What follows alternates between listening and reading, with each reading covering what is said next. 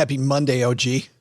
Been a week, hasn't it? It has been. And now we got to start over. It has been the busiest week. FinCon week is always incredibly busy for us. But now back in the basement, ready to start another week. And we always start our weeks off this way on behalf of the men and women of Navy Federal Credit Union and the men and women working here on this podcast in the basement. A big shout out to those men and women serving our country. They had a rough week too, or a long week anyway. Thank you very much for your service. And let's all go stack some Benjamins together, shall we? Who's with me? All right, let's do this, people.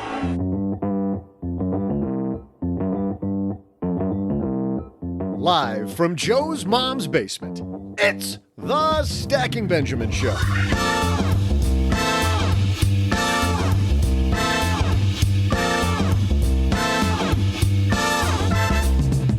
I'm Joe's mom's neighbor, Doug, and on today's show, we welcome lawyer, commentator, and author Mel Robbins. Think you can't get to where you're going? Mel's going to help you high-five your way to success. Plus, are annuities finally changing? Maybe.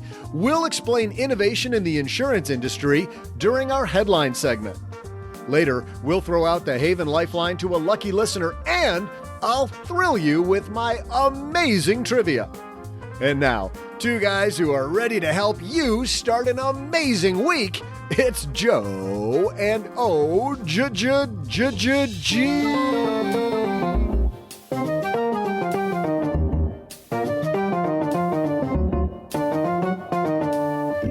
Yes, we are. Hey, everybody. I am Joe Saul-Sehy, High Average Joe Money on Twitter. And across the card table from me, it is the man, the myth, the legend, the OG. I almost went into like a big beat. Yeah, why are you yelling? I'm not even trying to compete with Doug. Don't. How are you, man? Don't. Good. I'm enjoying the fall-like temperatures. It is so amazing. Here in Texas, we can actually sit outside in the middle of the day. What's that all about? Definitely not used to it. Although I don't mind the warm weather either, so this is kind of fun. Not me. It's all good. You and Cheryl on that train, not me. You know me. January, I'll be very happy. Fire in the fireplace there for like 3 days. That's a great thing to do. We got a great show today, by the way. We've got Mel Robbins here, the Mel Robbins. If you aren't familiar with Mel and her specific brand of motivational talk, you know how some of the motivational speakers out there, OG, kind of sappy, kind of syrupy, kind of just washes off. You know, it's like sugar. That's not Mel Robbins. That is not Mel Robbins at all. You're about to see. She's upstairs talking to mom right now. But first. This episode is brought to you by Indeed. Stop waiting around for the perfect candidate. Instead, use Indeed sponsored jobs to find the right people with the right skills fast. It's a simple way to make sure your listing is the first candidates see.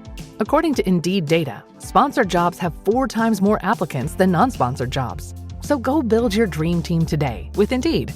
Get a $75 sponsored job credit at Indeed.com/podcast. Terms and conditions apply.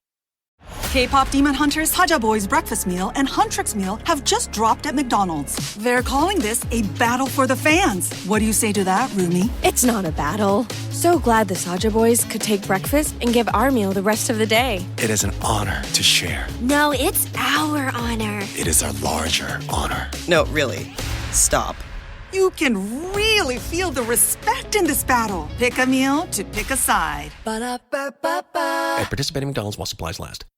Well, there's nothing that relieves stress more when you have had a long day, you are completely fried, and you're thinking to yourself, maybe I'll just go out to dinner. But then you think about all those calories, all that money out of your wallet, and then you realize that you can eat healthy because you found Factor.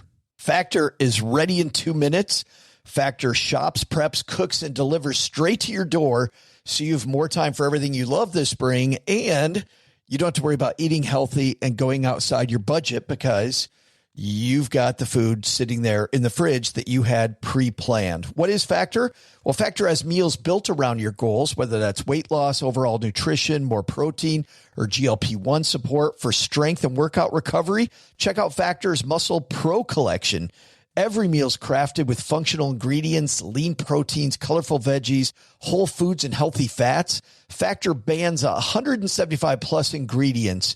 No artificial colors or sweeteners, no high fructose corn syrup, no refined seed oils, just nutrient-dense foods. It's fresh, never frozen, over 100 rotating weekly meals, including globally inspired flavors like Mediterranean and Asian. So there's always something new to look forward to.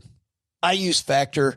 I think you're going to love it too. Head to factormeals.com/SB50off, stackers, and use code SB50off, and you're going to get 50% off and free daily greens per box with new subscriptions only while supplies last until 9/27/2026. All right, we've got an incredible headline. Can't wait to dive into this topic, one that I know you're all looking forward to, annuities. So let's get this party started. Hello, darlings. And now it's time for your favorite part of the show, our Stacking Benjamin's Headlines. Our headline today is a white paper written by Pacific Life. So consider the source, right? It is an annuity insurer. But I found it interesting that someone from Pacific Life would do this. This is K. Oriam Williams, JD, LLM, and CFP are his designations. And it says annuity innovation in the RIA world. And I know, OG, that historically there have been some issues with RIAs, even if they liked an annuity in a situation, recommending the annuity because of all the problems with annuities. Yeah, most people just kind of shy away from them because of all the baggage. But I also know that if the advisor was going to charge a fee, there was also some issue around taxation, right?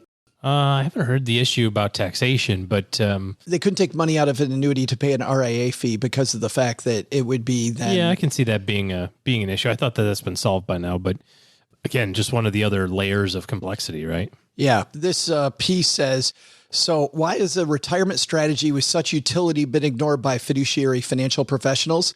Some professionals were discouraged by the design and complexity previously associated with annuities. The only word I take some umbrage with is the word previously associated. Don't we kind of still look at annuity design and complexity for the most part and think, yeah, no thanks. Yeah, it's still going on, of course.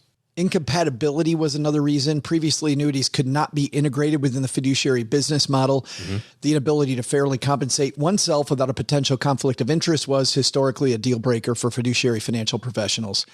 Traditional annuities, and here's where traditional variable annuities really get under a lot of people's skin, charged administrative fees, mortality and expense fees, fund fees, surrender fees, and fees for optional benefits like guaranteed income or death benefits. Cost average 3 to 4% before returns present a roadblock that fiduciary financial professionals just couldn't get past. Yeah, and then you compound it by saying a lot of those are in qualified plans, and the issues that lie with why have a qualified account inside of a qualified account and all that sort of nonsense. So yeah, if you've got a hurdle rate of 3 or 2 or 4% a year before you even make $1, it's pretty tough. That's a monster number to overcome. So it says, enter today's modern annuity. New fee-based annuities can save clients up to 80% in product costs when compared to traditional commission-based annuities. Okay. Stripping away some fees. Does that excite you? Sure. 80% off of 4% is still a percent left, but we're moving in the right direction. Yeah. And that's one of a few features. One thing I like about this piece is it actually talks about why people would use an annuity. And I want to walk through this because I feel like annuities as a product, and rightfully so with all those fees, get a really, really bad name. And I think that it's been justified that people say, don't use an annuity. And this piece says, though, like, well, what's the positive of annuity? Well, number one, provide guaranteed income strategies. Mm-hmm. Well, and that's what they were started with, right? If you go back to the beginning of it, before all the extra stuff that you're talking about, before the product fees and before the expense ratios for the sub accounts and before the guaranteed benefits and all that other sort of stuff were added as, bells and whistles, what an annuity is, it's just a backwards life insurance policy. You put the money in, and now they guarantee that you're going to take out a certain amount every single year, every single month for the rest of your life, no matter how long you live. And so it's a really great longevity tool, absent inflation. The downside, even with that, is that as you start factoring in the inflation that can happen over one's lifetime, you can still run sideways on the long-term outcomes. But if you go back to a traditional annuity, the way it was built, and say, well, I've got this known expense and I can pay for it with this known stream of income, sometimes that is very helpful. I think for somebody who's really, really conservative, that would be just a, I was going to say a lifesaver, not really a lifesaver, but I think a lot of what we want to do during our retirement years is not worry. Mm-hmm. And I think if I know I got this guaranteed income stream with at least a part of this, I don't have to worry about that. And I can put that on the back shelf. You kind of create your own pension. I'm just super concerned about longevity and using it with respect to inflation and the impacts there. But I think if you also think of it as a tool that you don't have to use right away, and say, well, I don't have to turn it on when I'm 65. I can turn it on when I'm 82. And now that income number is going to be much higher because your likelihood of living, 30 years is pretty low at 80. So you get that return of capital much quicker. And you're at the time and place when inflation would take over, right? You're 20 years into retirement. That's kind of when you're going to start feeling the effects of it. Second reason it says people may use annuities, de-risk portfolios by incorporating advisory indexed annuities as a bond or fixed income complement. So instead of using a bond or a fixed income piece, put an annuity in there instead. Well, right now, fixed annuities or index annuities, which are different things, have a much higher rate of return from an interest standpoint than your traditional stable value fund. Your cash the 10-year treasury's at 1 and something % right now. So if you can go get 2 or 3 in a product that's guaranteed to produce that, that's a fixed income type thing. Which is interesting because I've always heard when we talk about indexed annuities, the letters we always get from people are around, hey, this advisor says that I can participate in the S&P 500, but not take any of the risk. This isn't saying to use it that way. This is saying, hey, use an S&P 500 indexed annuity, but use it as a bond instead. Well, and that's just how the mechanism of it actually works. It makes a bunch more sense to me, though, this way than it does the other way. Well, yeah, it doesn't make any sense the other way. No. The math works out to make it turn into a fixed income type product. It says lower taxable income for high earning clients. This is written for advisors by relocating tax inefficient mutual funds into mirrored tax deferred subaccounts. Barf. Yeah. No, thank you. Defer and potentially reduce high taxes within irrevocable trusts. Would you go right to a life insurance policy? Yeah. I don't know that, I've ever heard of anybody using an annuity in a irrevocable trust, but, well, you stretch provisions have been taken away. We're getting a little nerdy now, guys. This is definitely inside baseball for financial planners, but allow beneficiaries to control their inheritances through non-qualified stretch provision. I never thought about the fact that if you have an annuity, you could do what you used to be able to do with the stretch IRA rules. Mm-hmm. Just do it on your own. Yeah, but I still think the vast majority of annuity money is qualified. So, you're talking about some small percentage at this point. Do you think annuities are turning the corner? That with these lower fee annuities out there, stripping away all this BS, and now we're getting the fees on some of these under 1%, that maybe we see a cost value benefit that makes sense for some people, or no? Well, we're moving in that direction, but still from a sales standpoint, they're not going to happen until the market has a substantially long and deep market correction. Yeah. Nobody cares about safety and security when your NASDAQ stock fund is going up 17%. It's like, I don't need safety and security. I need twice as much of that. So they'll have their resurgence again. Sadly, I think that, it'll be focused on the wrong people at the wrong time and with the wrong product. We've been on record to say that it's not annuities that are bad. It's the application of them that are bad. So if you have a defined need that has a specific time period and a certain dollar amount associated with it, it can be a tool that, that you can use, but you got to be careful of all those other bells and whistles, which is why it makes it so much more complex, which is why people just say, I'm just going to put it in a mutual fund. Yep. Stay away. Yeah. Well-deserved reputation for not, for way too complex, way too many fees. Hey, it's time for our TikTok Minute OG. This is the segment of the show where we either A, share a TikTok video that's inspirational and maybe motivational, or we share one that is maybe not great information. Which one do you think we have today for everybody? Definitely inspirational. Well, let's see. The cool thing about this, it starts off well with our friend, Rachel Richards, who we just saw again at FinCon in Austin.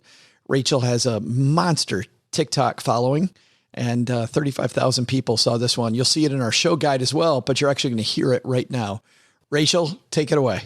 Things that wealthy people know that the average person doesn't. Part 1. I'm not paying any taxes on this because I'm going to get a margin loan. And when you get loans on your stocks, you don't owe any taxes, baby. That's all you do. You get $200,000 worth of stocks, and you just take a loan on it.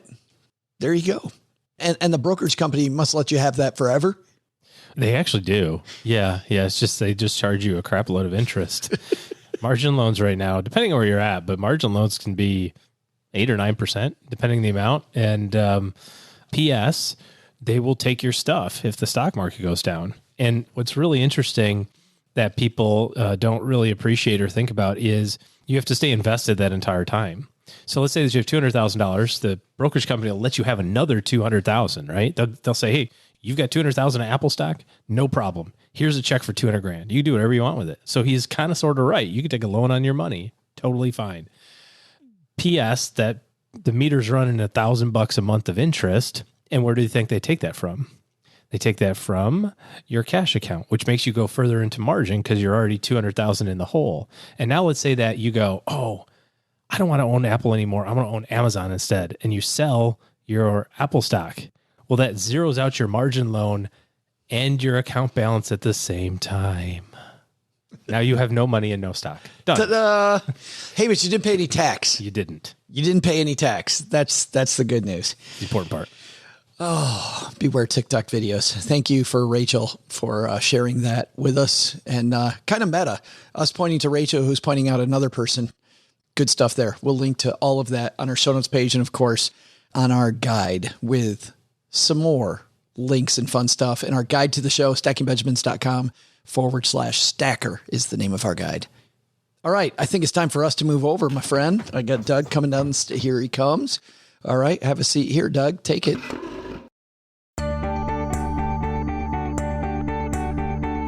Hey there, Stackers. I'm Joe's mom's neighbor, Doug, and welcome to the best part of this podcast, my trivia. Settle in, massage your temples for a moment, and prepare to have your brain blown. Ready? Here we go. What is the definition of compound interest? Can you define it? We'll see as soon as I check out Joe's mom's definition.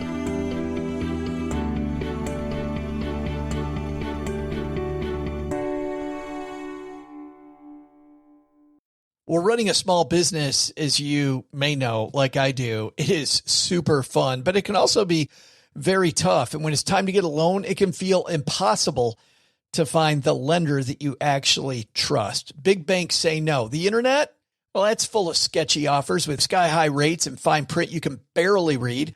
Whether you need help covering payroll, managing cash flow, or investing in growth, you deserve better. And that's why I recommend the small business marketplace Fundera, which is powered by NerdWallet. It's a free, easy-to-use platform. It lets you compare real financing offers from trusted lenders, and it's all in one place. And what I like is that you don't need perfect credit to get started. There's no spam. There's no bait and switch. Just personalized options that fit your business needs. Nothing I like better than a place that treats me the way that they would want to be treated. Using Fundera is a super way to quickly compare options and make your best funding move the way any great business owner would. Here's the best part, though. For a limited time, when you visit nerdwallet.com/SB and fill out the no obligation form, you're going to get VIP treatment and talk with a real person who knows all the ins and outs of small business lending. And you can tell them specifically what you're looking for. They can tell you specifically which options you should probably consider most. Don't risk your business on unreliable lenders. Go to nerdwallet.com/SB to learn more and find the funding you deserve. Fundera Inc., NMLS ID number 1240038. In business, there is no room for guesswork. Every shipment matters. Every deadline counts. And when you're trying to keep operations running smoothly, the last thing you need is uncertainty. That's why reliability is at the core of USPS Ground Advantage. From the moment your package is first scanned in, it moves through a secure nationwide network, aiding in a timely and accurate delivery. You get near real-time tracking so you can keep up with your shipments. And with affordable upfront pricing, there are no hidden fees or surprise surcharges to throw off your cost sheets. It all adds up to predictable deliveries you can depend on, because knowing your logistics are handled lets you focus on everything else, your customers, your team, and the future you're building. Visit USPS.com/Ground Advantage to start shipping with confidence. USPS Ground Advantage. We mean business.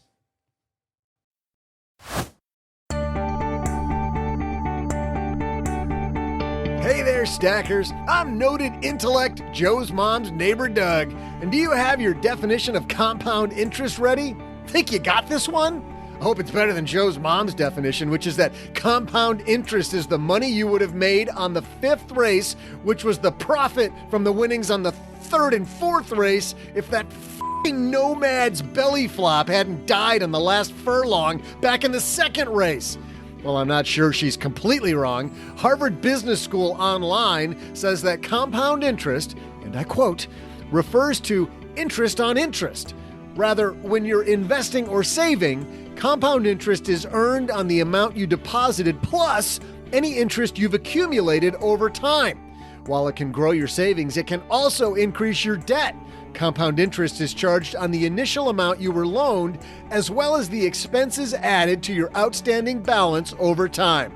So if Joe's mom borrowed money for that bet, which I think is what's making her a little bit itchy and scratchy today, she'll owe Louie the loan shark nearly double in about 10 days. See how it works now? Let's compound your interest in this podcast because the one and only Mel Robbins is here. Let's say hello. And here she comes down the stairs to Mom's basement. It's Mel Robbins. How are you? Hi. I'm good. What an interesting place to do this. Yeah, it's not as creepy as you thought, though, right? I'll reserve judgment on that one. She's like, I'll tell you 20 minutes, Joe. I want to start off, there's so many places, Mel, that we can start here. But let's start with you. $800,000 in debt and having some, and I'm going to say this in air quotes. I know it's an audio podcast, but air quotes, fun with bourbon, which didn't sound like you were having much fun. Tell me that story. I thought that this was a show about money and happiness. We're going to go here? No, I'm just kidding. I will tell you that story. And I'll also tell you that what's interesting about my career is that my brand of personal development and improving your life involves completely screwing up your life first, and then having to figure out how to build a ladder to climb out of the hole that either has happened to you or you've dug for yourself. And so this particular moment in our life is going to take us all the way back to the year 2008. Anybody else have a terrible year in 2008, the housing recession here in the United States? I was just thinking, I think half the world had a horrible 2008. Yeah. So, this is not a remarkable story, but it's a relatable one. So my husband goes into the restaurant business after getting laid off from a corporate job because it had always been a dream. And the first location that he and his best friend open up, a little pizza joint outside of Boston, Massachusetts, is a total home run. And so we are complete morons, and we cash out our entire life savings, kids' college funds, 401ks. We get a home equity line because that's free money. We then max out the credit cards and we shove it all into expanding this restaurant business. Oh, boy. Because what could possibly go wrong?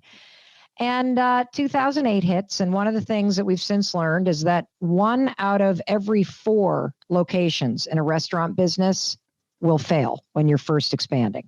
And it happened to be the second one. And that second one happened to be 3 times more expensive than we thought, happened to be a dog of a location. And so next thing you know, 2008 hits, we're upside down. The liens hit the house. We're $800,000 in debt. I lose my job. The phone is ringing off the hook by creditors. And so I finally unplugged the phone.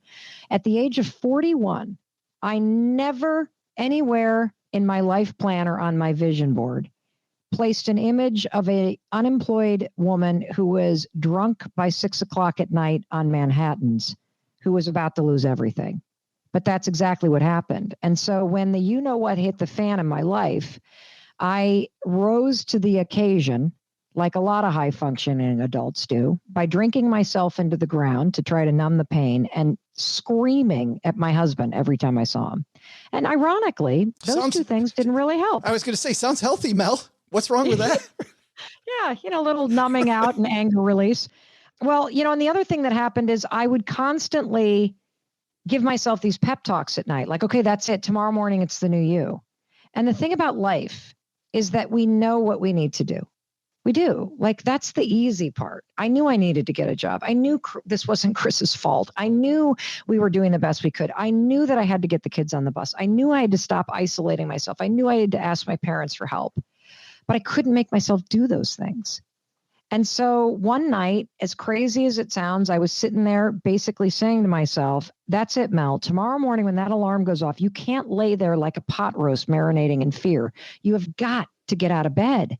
And all of a sudden, a rocket ship launches across the television screen. And I have this crazy idea that maybe if I moved fast enough, maybe I wouldn't be in that bed when the anxiety hit. And the next morning when the alarm went off, that's the first time I used this thing I call the 5-second rule, which is basically the moment you have an impulse to do something, you have to move within 5 seconds or else your brain will kill it with anxiety or doubt or overthinking or procrastination. Those are all habits in your mind. And so the alarm goes off. I feel myself resisting. I don't want to. It's cold. I don't care. How's this going to help? And I just started counting backwards. 5, 4, 3, 2, 1. And all of a sudden I stood up.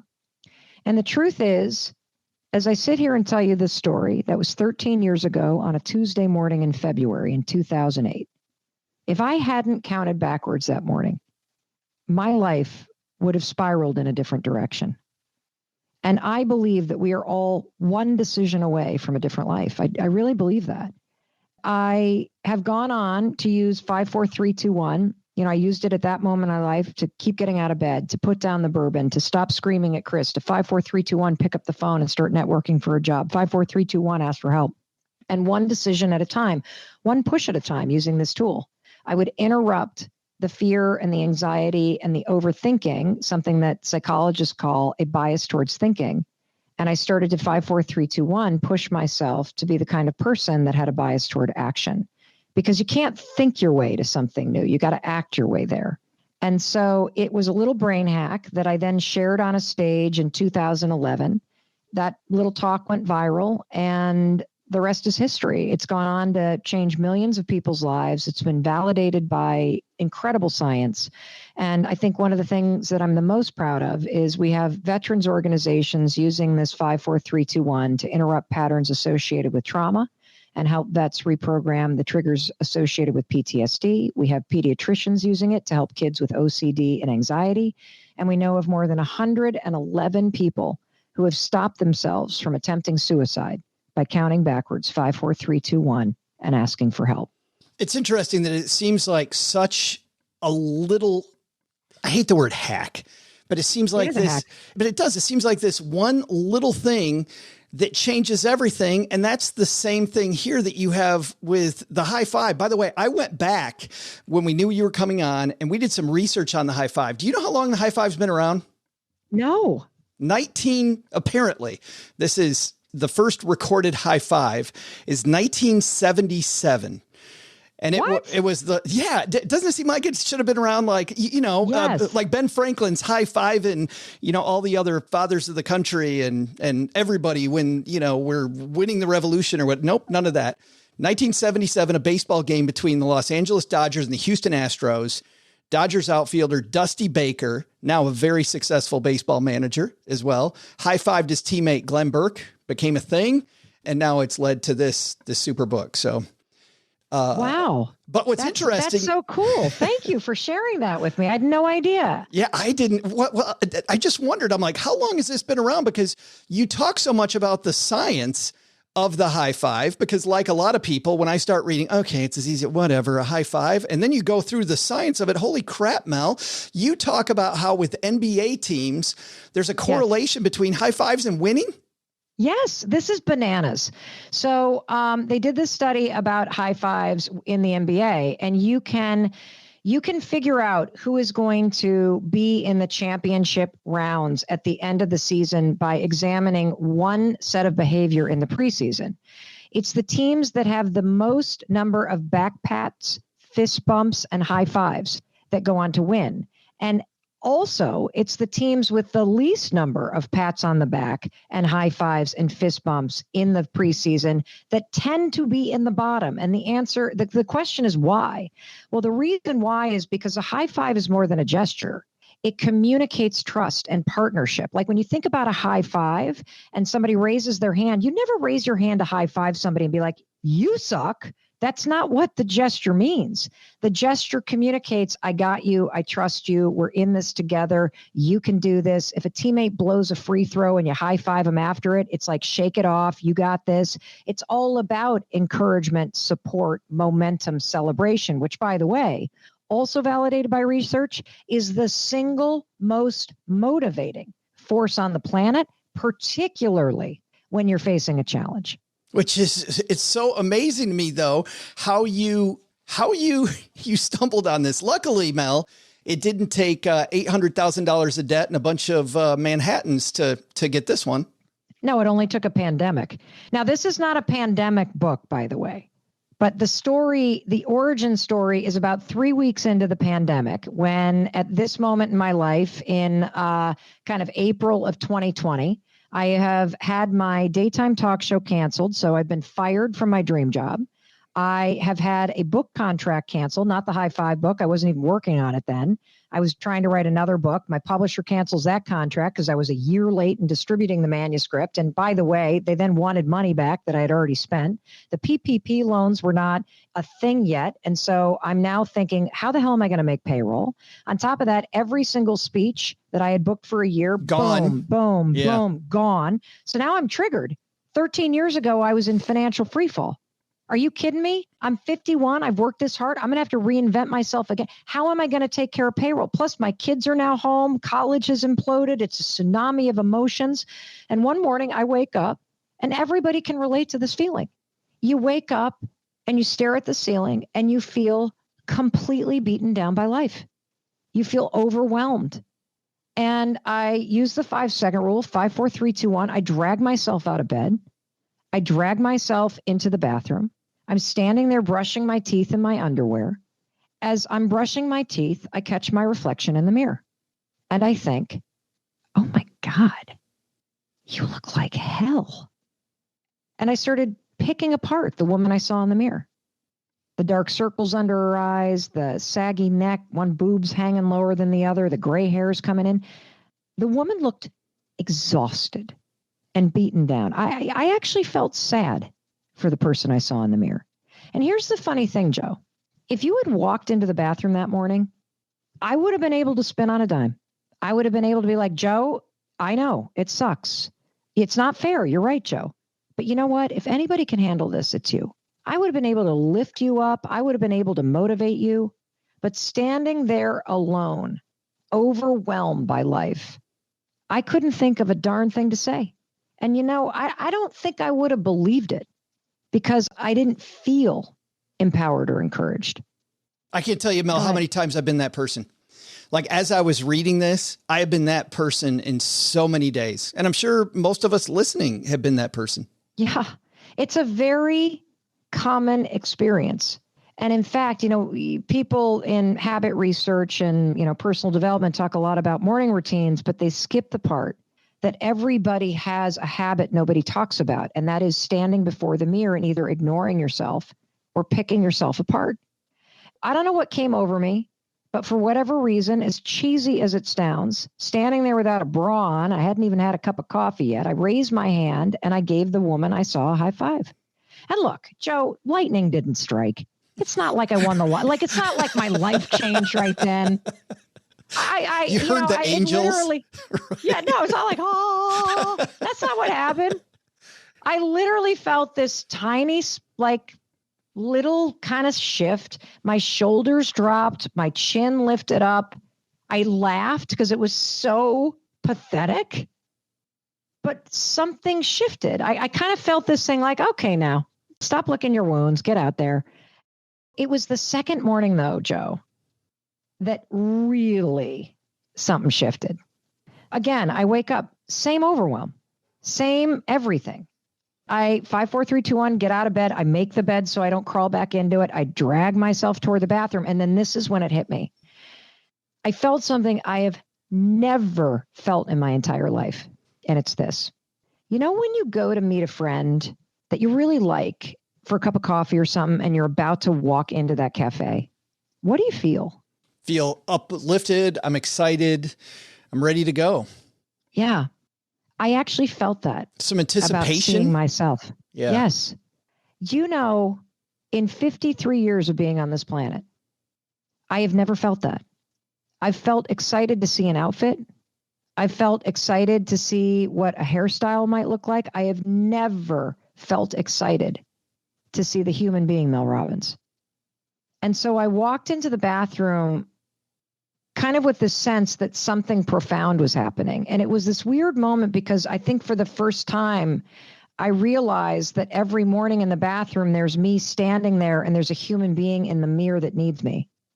And it's so easy in life to let your thoughts drift to everything you need to do for everybody else. But this moment every morning is this extraordinary moment for you. Recent research from Harvard shows that simply taking less than a minute to reflect and set an intention about how you're going to show up today as a leader, it changes your focus, it changes your productivity, it changes how you show up, which changes how you impact people. And I want you to take this moment for you. I want you to look at the human being, forget the body, look at the human being in the mirror, because that's the one person that you're going to spend your whole life with. And you've been ignoring and criticizing them. And I want you to simply ask yourself, how can I show up for that person? And then when you raise your hand to high five yourself, a couple things are going to happen. You need to do this 5 days in a row because first things first, it's going to feel weird. And you've had Charles Duhigg on the show, so you know everything about habits and you know that your brain resists any habit loop that's new and you got to break a habit loop and replace it. It's going to feel weird because just like it feels weird to write with your left hand if you're a righty, it's new. Your brain's just going to be like, oh, this is weird. I've never done this. Then one of two things are going to happen. And this is based on loads of research that we've done in the last year now that it's kind of going viral. And we've talked to the world's leading experts on behavior change and neuroscience about this. People either do it and immediately have a burst of laughter or tears because they can't believe how long it's been since they've actually seen and celebrated themselves. Or they feel tremendous resistance. And you're more likely to feel resistance. And the reason why is so sad. So the reason why most people feel a resistance to doing this, you're going to scoff, you're going to roll your eyes, you're going to think this is stupid, is because every morning when you stand before yourself, you drag your entire past with you. Every regret, everything that you've done that you forgive me or Joe for, but you can't forgive yourself, you stand in judgment and say, this is evidence that I don't deserve a high five. My husband, when the restaurant business failed, it literally took almost 6 years for him to look in the mirror, Joe. I was just thinking, and see somebody worth celebrating. Yeah, not saying I'm a failure every morning, I think would be very difficult after that. Yes, and he did for a long time. And by the way, if it's something that you didn't screw up, but you've experienced trauma or abuse or heartbreak or whatever, a lot of people drag that in and see somebody that's damaged or that's abused or that's unlovable or that's unworthy because of what's been done to you. And I'm sitting here telling you that if you can drag yourself out of bed, despite everything that's happened in your life, that's been done to you, that you've done, that you can't forgive yourself for, and you can stand in front of that mirror and you're still breathing and you're still trying hard to show up a little bit better you deserve a high five and you need it. And here's the cool part. The coolest part is that your mind, body, and nervous system are actually wired to have this work for you. And I want to explain this because this is the coolest part. You can stand in front of the mirror and see a failure. But when you go to raise your hand and high five yourself and you feel that resistance, all of a sudden the resistance will go quiet because your brain will not allow you to think anything but positive thoughts when you actually high five. See, when you have either received a high five, Joe, or you've given one, what does it communicate? Happiness, success, achievement. I'm good. I'm good with you. Yeah. Yeah. And it also, like, if you think about spectators in a marathon, they don't stand with their arms crossed at mile 8 and go, yeah, you're not at the finish line. Screw you.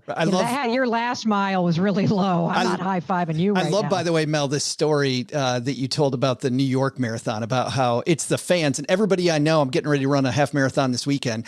Everybody I know that's done these long runs, it's those high fives and those fans all the way through that propel you to actually finish. You know what? You talk about how to live a rich life. You talk about earn, save, invest. You have to invest in yourself every morning. You don't have to earn encouragement and support. You just have to show up and give it to yourself because your life is long. It's a marathon, and it's going to be a hell of a lot easier to run it if step by step every single day you show up in the mirror and you high five the person that you see. And what happens if you show up like my husband would for years and say that restaurant business failed, so I'm a failure? When you start to high five yourself, a couple things happen. The high five recognizes it's been hard. I see you. You're struggling at this mile of the race. I get it. But it also says, keep going. You deserve the support. You're trying to do harder.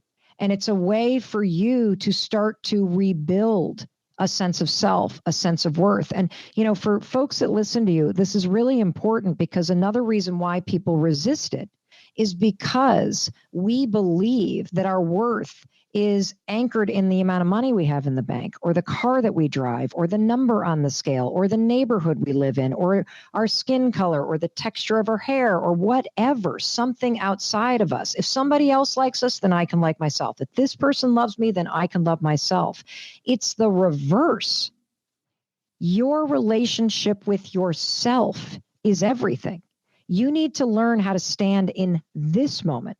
Even though the number on the scale isn't what you want it to be, even though you're not quite where you want to be yet when it comes to financial freedom, even though you're still screwing up, you need to stand there despite all that because this mile is really hard and you need to raise your hand and you need to celebrate yourself so that you can continue moving forward. It's interesting as you're talking, Mel. I've followed you for quite a while, and I know that. And you still invited me on the show. And I still, despite all that, you're still here. You're not like Miss Positive Self-Talk, right? This isn't a mantra.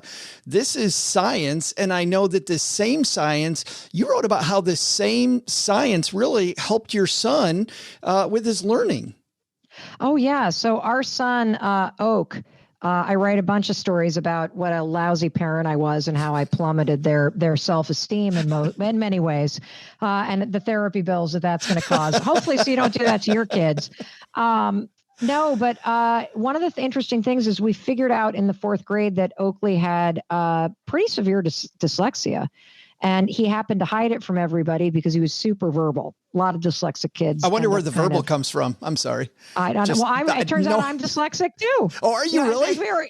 As we were going through the testing, I turned to his pediatrician who I've known for 16 years. And I'm like, do you think I'm dyslexic and ADHD? And the doc looked at me and he's like, Mel, are you out of here? You are the most ADHD dyslexic person I've ever met. And I'm like, why didn't you tell me? He's like, I'm not your doctor.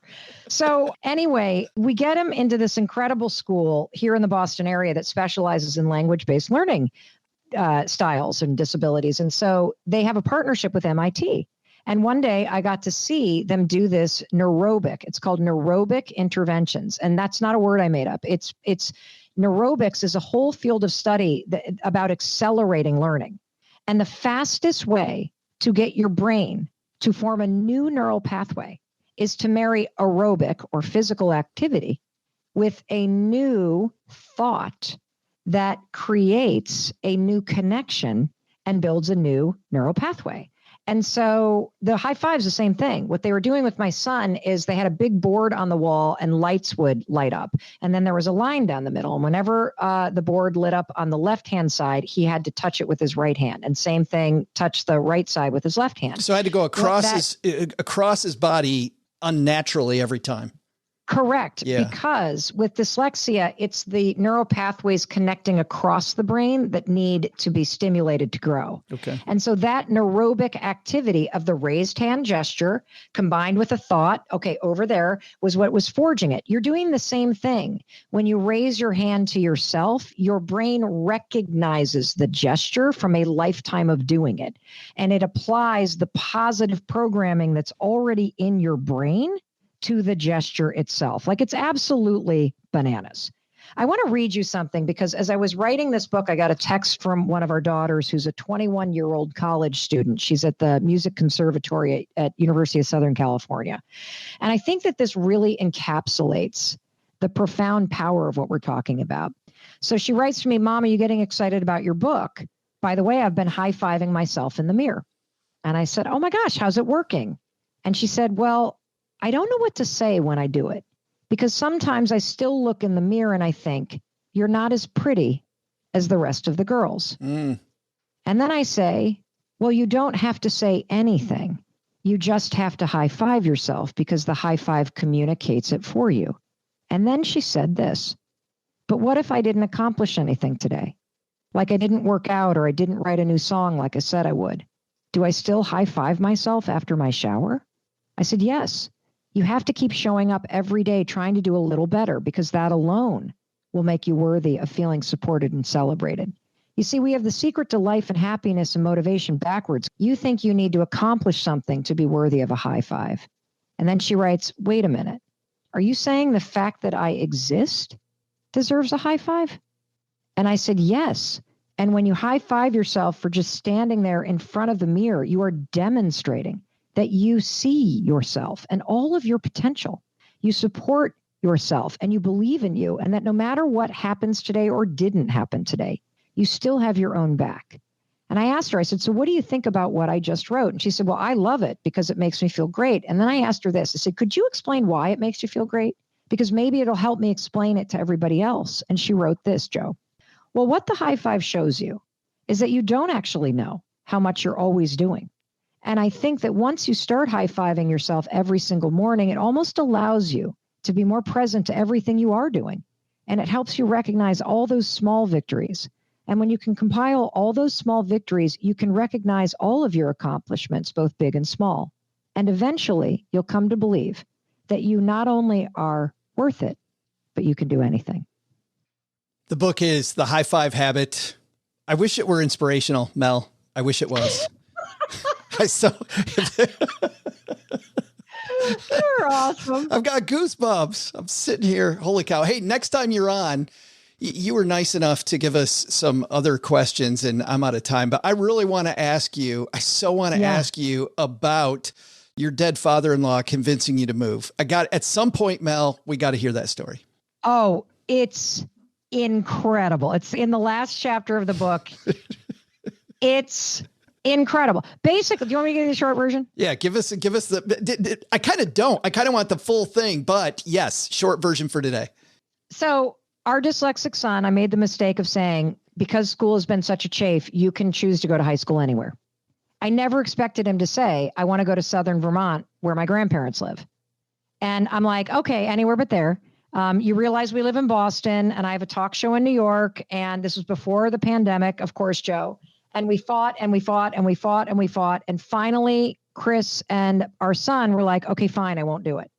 And so about a month goes by. He starts looking at schools in Boston and we're still filming the talk show. It was in January of 2020. And they book a psychic medium on the show. And the long and the short of it is her readings were jaw-dropping. And at the end of the show, she looks at me. And by the way, I had not told a soul about the fact that he wanted to go to high school at this public school in Vermont. I had not told a soul that we were fighting about it. She looks at me and says, are you open to being read? And I said, yes, I am. And she said, well, there's somebody behind you in a military uniform. And I said, it must be my grandfather, Frank Schneeberger. He was in the Navy. And she said, no, this is not a naval officer. This is a decorated Air Force pilot. And I'm like, I have no idea who that is. And she said, well, I think he's related to, he's insistent on talking to you. I'm like, I'm telling you, I have no idea. I'm not related to a naval pilot, an Air Force pilot. And she said, does the letter K mean anything to you? And I'm like, nope. And she goes, I think he's saying Ken. And I said, well, Ken is what we call my daughter. Her name is Kendall. She was named after my husband's dad who died. His name is Kenneth. And she said, could it be Kenneth? And I said, no, he was not in the Air Force. And she said, he's getting agitated. Can you verify that? And I said, I don't need to. He was an advertising executive in New York City. I knew the man for decades. Like, he's not an Air Force pilot. Meanwhile, they're getting my husband on the phone in the control room. And inside that little microphone they stick in the ear, I hear the control room say, Mel, we have Chris on the phone. Turns out your father-in-law was in the Air Force Reserves in college. It had always been his dream to be an Air Force pilot. And during the exam for the pilot's test, they found out he was colorblind and he couldn't be one. This is a fact you cannot Google, and it is something I never knew. So now my arms are like, my hair's on, like my dead father-in-law is in the studio. Mine are here. I believe in this stuff. Mine are listening to it, by the way. I'm sure. And so he then says, she says, I don't know what this means, but he's come here because, he's got a lot of grandkids, I guess. I'm like, yep. And he's like, and I guess your son is the youngest. And I'm like, yeah. And then she goes, and he's been watching him. He's a really special kid. And I'm like, he is. And he said, he's come here. And she goes, I don't know what this means, but there's something about a school. I don't know if there's like a nickname or something about his friends at a school that you don't, whatever it is about this school, you don't like it. This is so creepy.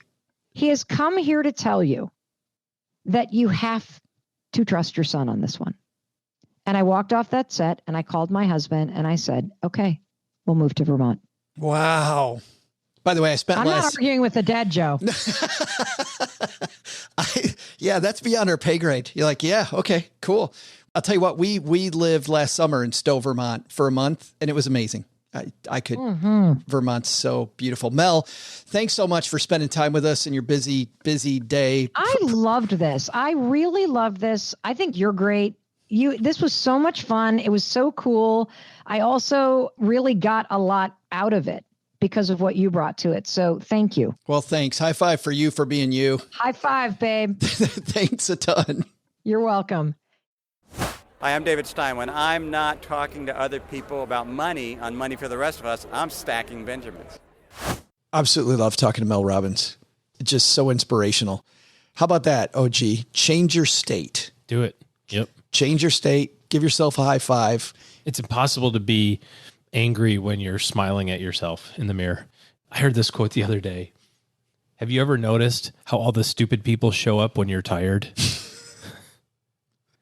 I heard this presented a different way, but yes. It's exactly true, right? Yes. And so, like, if you picture what a tired and like exhausted and downtrodden person looks like, just those words, you can feel like the slumping, tired, downtrodden. You just feel that it's crunching of your body versus like standing up straight and your shoulders back and marching, to a tune like a college, marching band or something, like how could you be angry and do that? How can you be in a different state of despair when you're running full sprint? Like if you do something like that, it immediately puts you in a different position to be able to make. That's so people talk about taking walks during the middle of the day. Go take a walk in the middle, just walk around the block. Totally change your demeanor. Changes everything.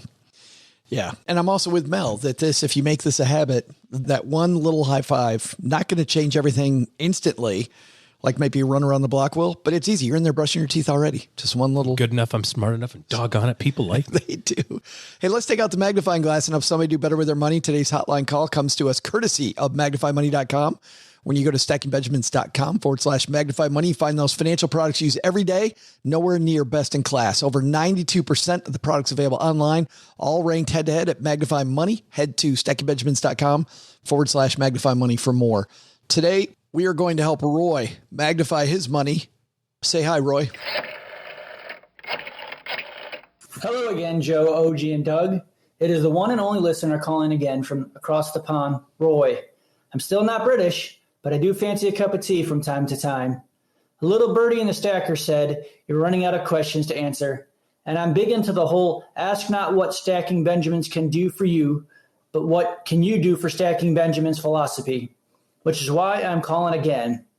I know you dislike target date funds as much as seeing people put ketchup on steak. Can you share how you personally allocate your investments percentage-wise and the funds you use? I know whatever you say is for entertainment purposes only, and I don't really plan to learn anything anyway, but figured it was a good question. Thanks for everything that you do, and say hi to Doug and Mom for me. I'm still a size medium and want the holes cut out in the abs to show off my upgraded 4.5 pack abs. Cheers. Upgraded 4.5. 4.5 pack. That's pretty good. Thanks, Roy, for the question, and congratulations on the ab work. Mm-hmm. Nice, guys. Taking care of a core day, making sure core day works. Every day's core day. I like arm day better, but yeah. Hey, let's talk about allocating your portfolio. Yeah, I don't think there would be any value in like talking about specific funds. A lot of the stuff that we have for clients is institutional and not really available retail anyway. But from an allocation standpoint, I don't mind really kind of sharing it, so to speak. I don't think that any fixed income belongs in a portfolio that's a long-term investment portfolio. So you would be not surprised to find $0 allocated to any fixed income in my world other than cash reserve. So I've got that. But then realize if you follow that, your standard deviation is going to go up, right? You will have a bumpier ride. Yeah. So you should expect that. Yeah, there's going to be a lot more ups and downs. There's going to be a lot more variability in the day-to-day and week-to-week. All of the money that's not in cash is invested pretty simply. Have roughly 70% in U.S., roughly 30% outside of the U.S., maybe 65-35. And then within there, I'll also break it down between big companies and small companies, and also do that on the international side. And then in the international side, we'll also add emerging markets. That's kind of the equity portfolio. We have rental real estate. So that's kind of a component to the kind of net worth as well. And the biggest part of my overall net worth, so to speak, is the value of my crypto. business. Oh, no. Yeah, crypto. Well, I mean, we have some of that too. I bought $500 worth of Shibubu or Shibaba or whatever the latest one was. Bow. Chicka bow wow. Chicka bow. Yeah, I don't know. All I know is that I have 58 million of them. Wow. And I just need those bastards to go up to $1 a share. And then when you call my phone number, all you'll hear is, do. We're sorry. The number you've called is disconnected. There is no longer in service. He is gone. Please check the number. Try again later. Absolutely gone. Some people like to play the ponies like Mom.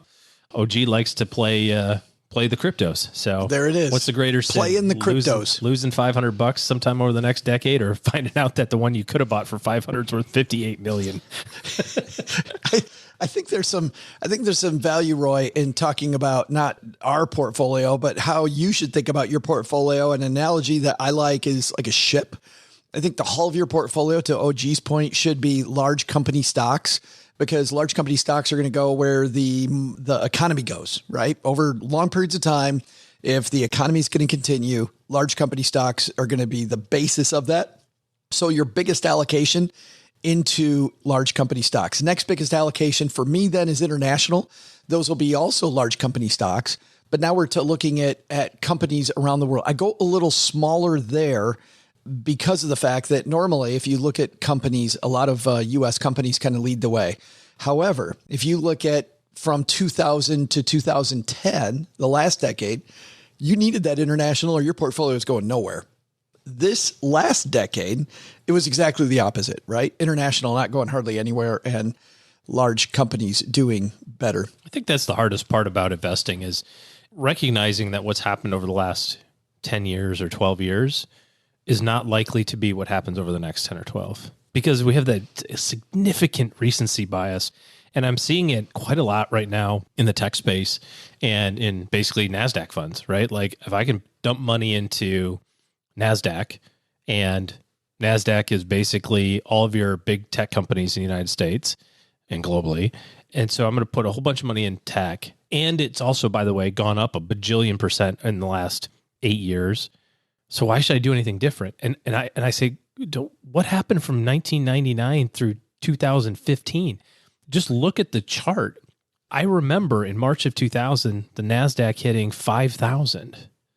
And then it went down and didn't hit 5,000 again until this past decade. Like it was down for 15 years. And I saw this mistake recently with a really smart person online, not an investment pro, but somebody who does a lot of research. And they said, hey, I'm looking at the S&P 500. You know how much of the S&P 500 right now is just Amazon and Apple? Amazon, Apple, Netflix, Facebook, and Google. Yes. 50%. But just take Amazon and Apple, those two, they're still the monster part of those companies. So he said, forget buying the S&P 500. Those two stocks, if you own them in the last 10 years, have just rocked your portfolio. I'm not buying the other 490. I'm not buying anything. I'm buying just Amazon and Apple. Yeah. And I thought that's your recency bias right there. Yeah. What did well the last 10 years is not what's going to do. It isn't what's going to and then look at during COVID last year, September through May. What did well from September through May? Small company value stocks, large value stocks. In fact, the small value section of your portfolio did so much better from September to May that it erased the 10-year gain that tech had you had it for the whole 10-year period. And you got to think about, you had to hold small value for 9.5 years getting your face kicked in. So I don't think that the right thing is to say, here's how much money you should have in large cap, or here's how much money you should have in small companies, or whatever. You have to do whatever you need to do to reach your goal, but recognize that you have to do it forever this way. There is no changing. And the minute that you do is the time when all of a sudden, life's going to happen, or the market's going to go the other way on you, or whatever. So it matters not what your allocation is. It matters whether or not you can actually keep the allocation. Yeah. TM. The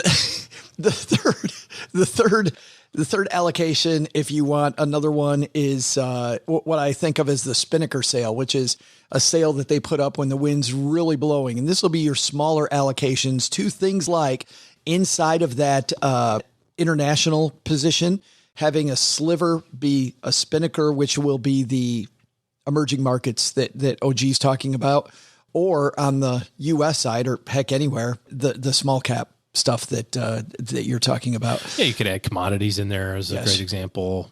There's all sorts of different places you can put your money. But realize what a Spinnaker sale does. If that wind's not blowing in that specific spot, it's dead weight in your portfolio. And those things are either going to be great or they're going to be nothing, which is why I always go, that's my third biggest allocation. So I kind of think haul the ship, large companies, U.S. based.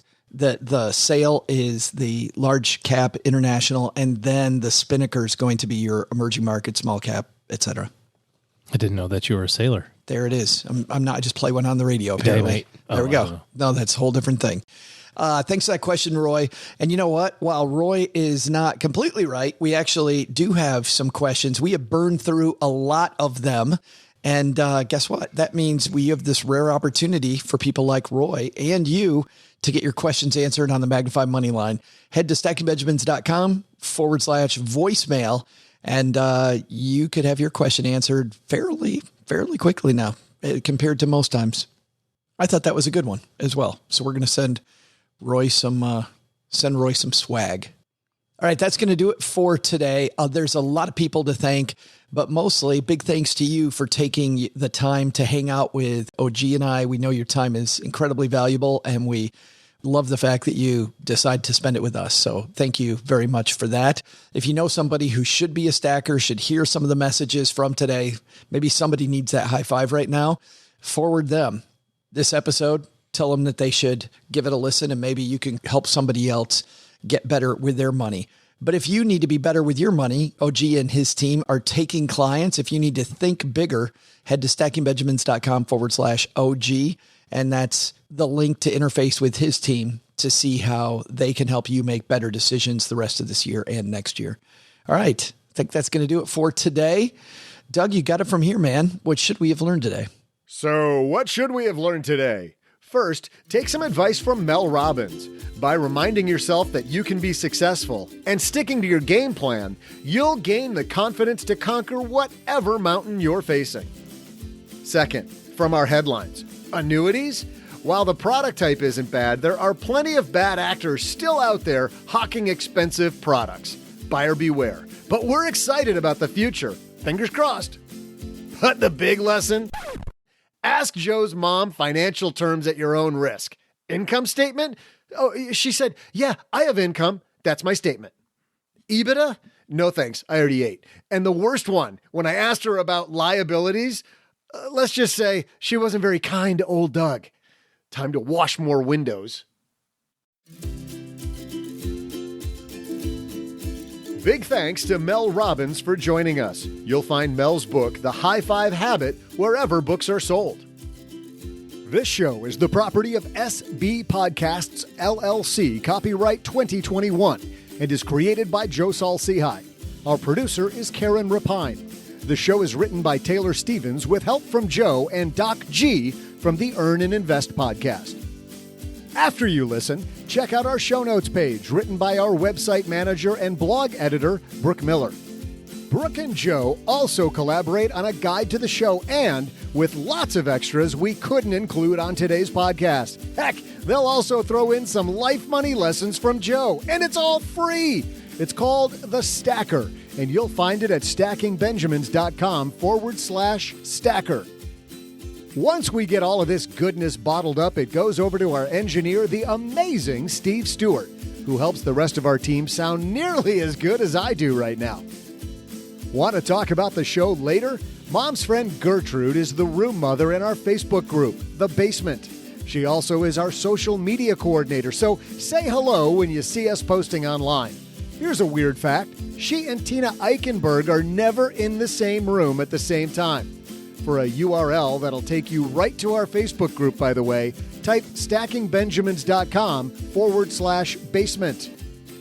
I'm Joe's mom's neighbor, Doug, and remember, stackers, whatever you do, give 100%. Unless, of course, you're giving blood.